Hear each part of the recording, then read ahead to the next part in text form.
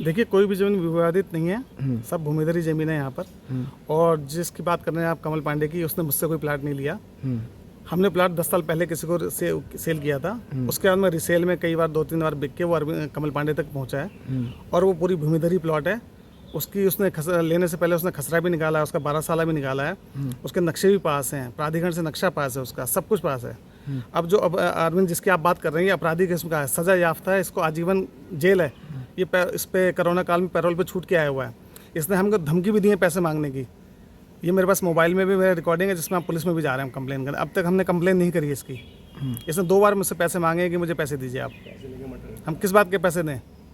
और ये ज़मीन जिसकी जो बता रहा है ज़मीन मेरी है, ज़मीन वो अलग है, वो पट्टे की ज़मीन है, वो पट्टे वाली ज़मीन, और मौके पे ज़मीन भी नहीं है। वो सर ज़मीन ही नहीं है। आपके द्वारा जो ज़मीन बेची गई थी, हाँ, उसकी वो ज़मीन आपने कहाँ से खरीदी थी? वो पेरेंटल लैंड थी हमारी। अच्छा, तो कैसे कैसे उसकी रजिस्ट्री वगैरह कैसे हुई?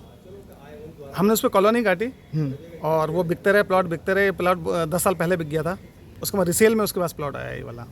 सर अरविंद शर्मा के काफ़ी गंभीर आरोप हैं कि उनका कहना है कि मेरा हिस्सा है इस ज़मीन में, जो कि अलग गलत तरीके से वो है खुर्द बुर्द किया गया है। वो सब हिस्सा हमारा कब का बंटवारा हो चुका है। और वो अब याद आ रहा है, उसको 10 साल पहले पुराना प्लाट बिका हुआ है, उसको अब याद आ रहा है। 4-5 साल से तो जेल से बाहर है, कोरोना काल से तो जेल से बाहर है वो। और 24 घंटे यहाँ से निकलते हैं वो, 24 घंटे यहीं रहते हैं वो। इतने मकान बन गए, सब कुछ हो गया, तब उनको नहीं दिखाई दिया। सड़कें बन रही थी, पार्क मकान बन रहे, तो उनको नहीं दिखाई दिया यहाँ पर निर्माण हो रहा है। उसे कमल पांडे सीधा मिल गया, कमल पांडे के साथ मिल गया। कमल पांडे से भी कुछ ना कुछ लेना चाहता है वो। सर जो पांडे जी हैं वो काफ़ी टेंशन में, वो कह रहे हैं कि मुझे या पैसा मिल जाए, ज़मीन मिल जाए।